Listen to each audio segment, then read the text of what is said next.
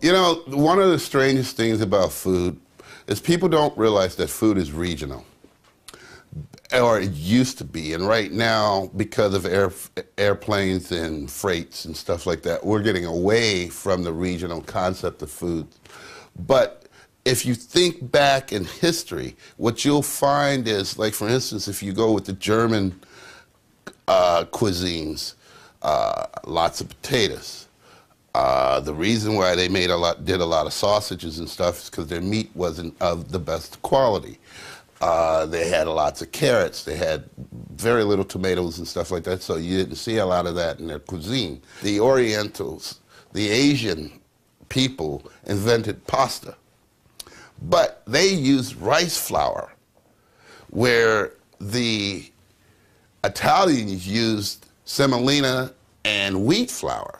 Because if you think about what was originally in the dish, what they had in their region, it makes sense, and you can just, that's your recipe right there for most things. I mean, obviously there's a little bit of variance on how they prepare food, but you always will know what the recipes consist of just by following the history. Being a personal chef, in my eyes, it opens up the opportunity to deal with the complete spectrum of food. I mean, I had a guy come into town a couple weeks ago that wanted a really, really true Hungarian goulash. And he wanted it with the spetzos, which are noodles, the homemade noodles, and the whole 9 yards. And he loved it. His family was from where that dish originated from, and they loved it. They were surprised that they could actually get that kind of food in America. And it was fun for me because I actually had to research in order to find it. It was a pleasure, actually.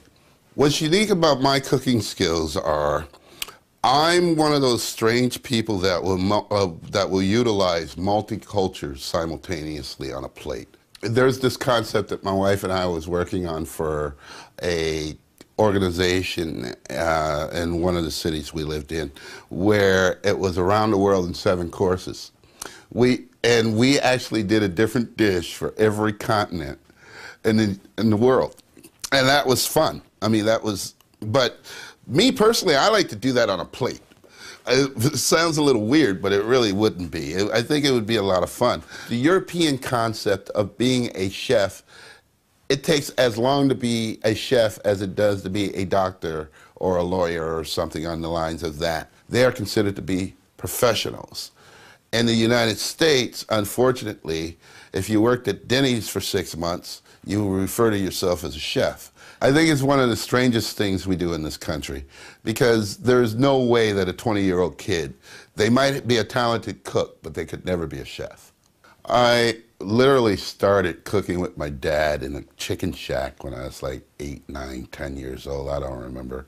Whenever we did something bad, he would make us literally go work for a couple days in the chicken shack as a punishment. And from there, I really started enjoying what I was doing. So therefore, he set me up with an apprenticeship when I graduated from high school.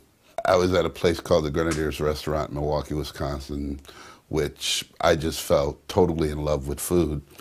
And from the apprenticeship, I actually got to do some traveling. The chef, Knut Appitz, who I truly consider to be my mentor, thought I had a lot of skills, so he decided for me it would be to my best interest to do some traveling, go around the world practically, and do small apprenticeships.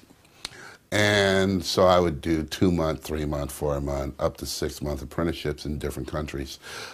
It was really kind of interesting because I would go from France to Germany to Spain to the Orient, and actually I got to spend some time in South Africa, which was probably my favorite apprenticeship that I did. One of the things that I really enjoyed about South Africa was how they utilized some interesting concepts with different types of food, such as what they would do is they would sweeten their meats because the refrigeration was so bad, and they would actually pickle their meat by utilizing sugar and stuff of that nature. And that was something that I had never even thought of doing. I mean, I've thought of doing brines and doing citrus, like for instance a ceviche or something like that.